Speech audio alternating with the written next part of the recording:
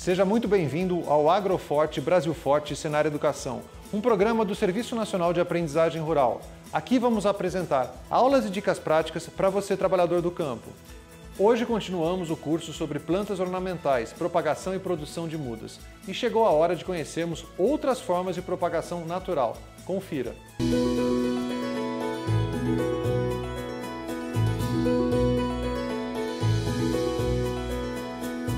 O tubérculo é uma porção caulinar engrossada em maior ou menor grau, rico em substâncias de reserva, como amido, e na superfície podem ser observadas as gemas denominadas olhos.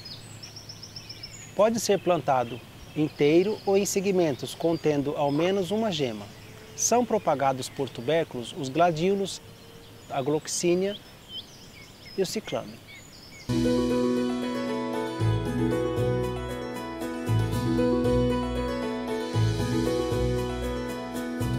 Outra forma de propagação vegetativa natural é pelas raízes tuberosas, que são estruturas de reserva com uma gema pré-formada na coroa, que irá desenvolver novos brotos. São exemplos as dálias e as begônias.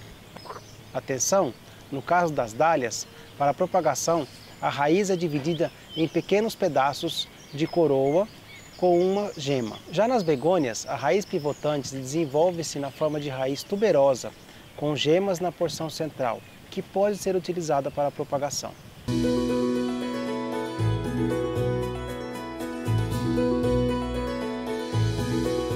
Para fazer a propagação por raízes tuberosas, separe as raízes, plante-a em um vaso com substrato e irrigue em seguida.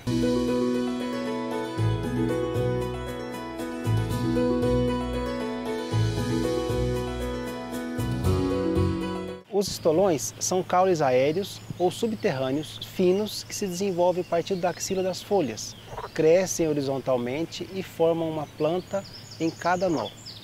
São característicos de plantas que crescem como uma roseta ou coroa, a exemplo da epícia, dos clorofitos e de algumas espécies de bromélias e samambaias.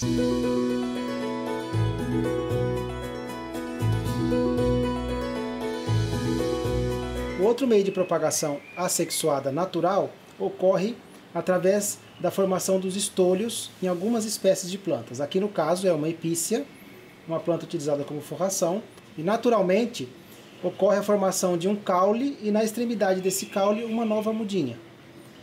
Com o tempo, essa muda ou esse caule, ao encostar no chão, promove um enraizamento e a formação de uma nova muda. Para fazer mudas desse tipo de planta, simplesmente retira-se um estolho ou um estolão, retira-se o excesso de folhas em um vaso ou um recipiente qualquer, simplesmente planta-se a base do caule do estolão e em seguida faz a irrigação. Da mesma forma que com os outros meios de propagação, a gente não pode deixar essa planta com incidência solar direta. Ela tem que ir para uma casa de vegetação para se recuperar, até que a muda esteja pronta para ser comercializada.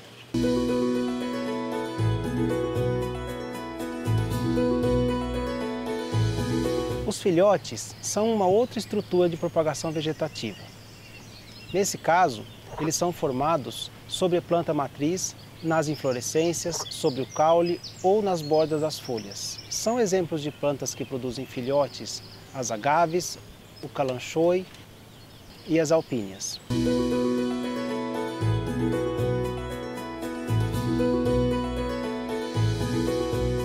Depois do amadurecimento da inflorescência, que ela vai passar a entrar em senescência ou ela vai morrer, ocorre brotação de algumas mudinhas ou de alguns brotinhos ao longo de toda a inflorescência. E cada um desses brotinhos pode ser levado para um substrato e dar origem a uma nova planta. Retirados os brotinhos da inflorescência, estes são levados para um substrato, para um vaso preenchido com substrato, simplesmente enterra a base da mudinha, pressiona para que ela fique bem fixada ao solo e faz-se a irrigação para início do desenvolvimento. Feito isso, essa planta é levada por uma casa de vegetação ou debaixo de uma árvore para completar o seu desenvolvimento até o ponto de venda da muda.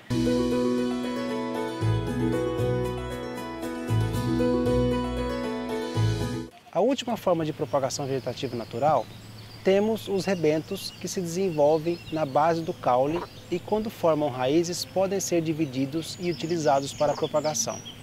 Os rebentos são comuns nas bromélias e hemerocallis.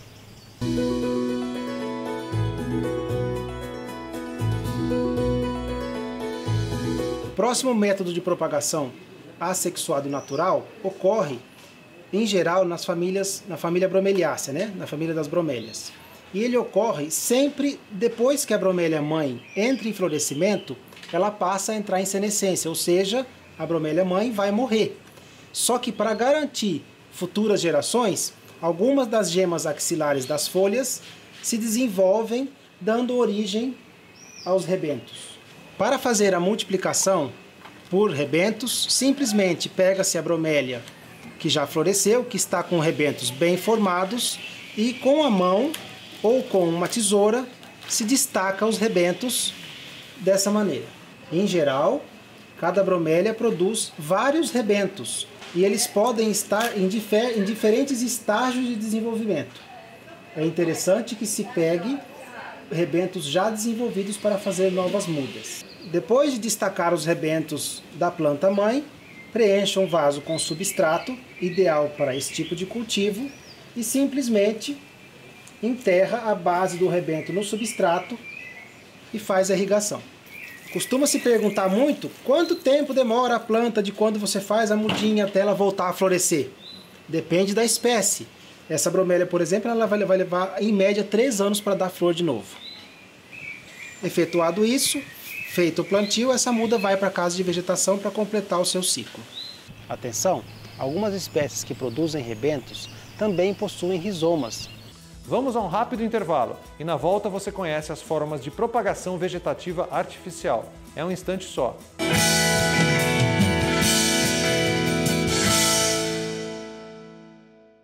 O que faz um agro forte? A geração de riqueza?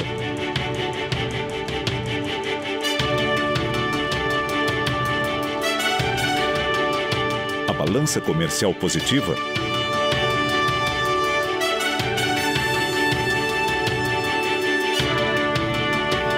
Responsabilidade social?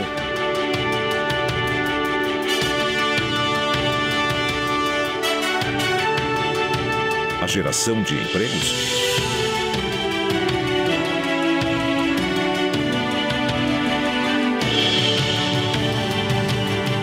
A verdadeira força do agro está nos milhões de produtores que levantam todos os dias, produzem, preservam e amam o Brasil.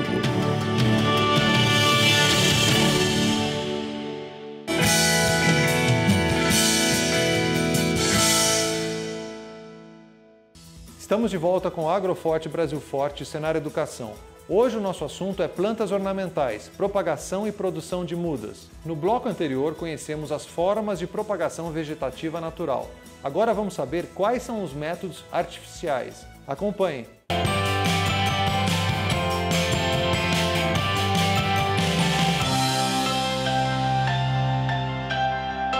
Ao contrário da propagação vegetativa natural, a propagação vegetativa artificial se dá pela ação direta do homem sobre a planta. Pode ser feita de diversas formas, entre elas a estaquia, a enxertia, a mergulhia e a alporquia. Outra técnica importante de propagação é a micropropagação, ou cultura de tecidos, que será abordada na próxima unidade.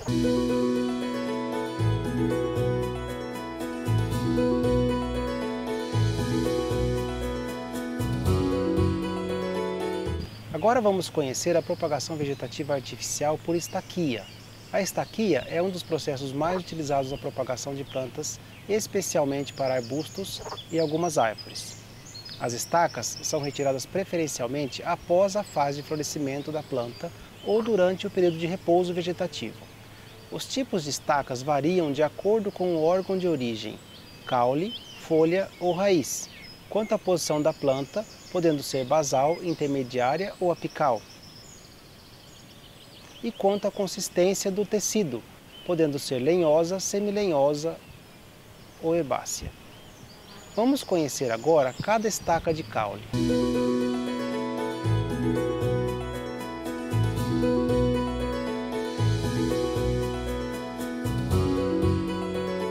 De posse dos ramos em que realizaremos a estaquia, o próximo passo é entender quais tipos de estacas podemos produzir a partir de um ramo.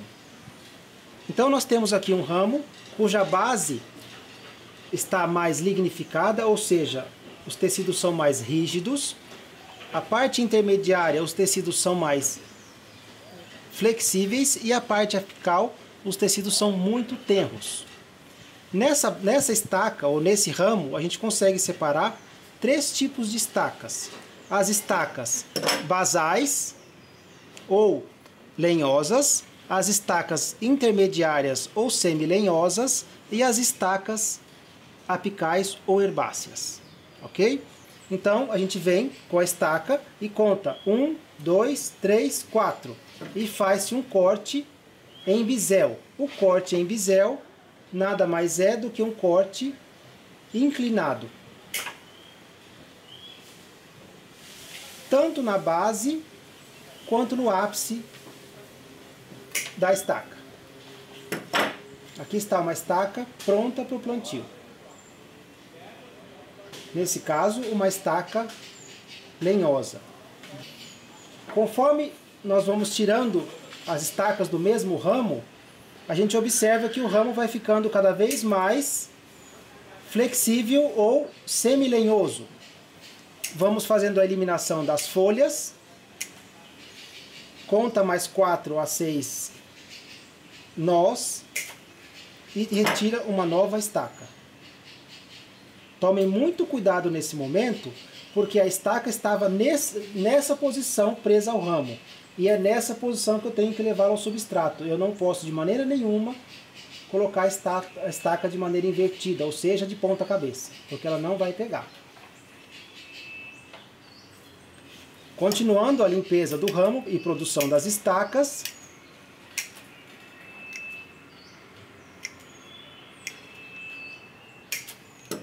eu retiro agora uma estaca semilenhosa e intermediária, ou seja, ela estava na posição intermediária do ramo e com tecido levemente flexível. E a próxima estaca que o ramo pode produzir é uma estaca conhecida por estaca apical. Neste caso, é imprescindível que se mantenha uma folha presa ao ramo. Obviamente, a escolha do principal ou da forma como você vai escolher, se é estaca basal, mediana ou apical, depende da espécie que se vai propagar. Como a gente falou, plantas como roseira, por exemplo, nós precisamos de estacas basais.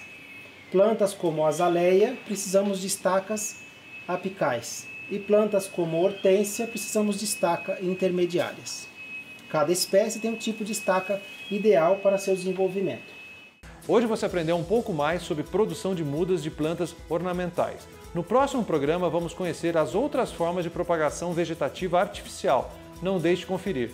E não se esqueça, todas as aulas estão disponíveis na internet em um portal com material didático para você completar os estudos. E ao final de cada curso você poderá fazer uma avaliação para obter o certificado. E o Agroforte, Brasil Forte e Senar Educação fica por aqui. A gente se encontra no próximo programa. Tchau!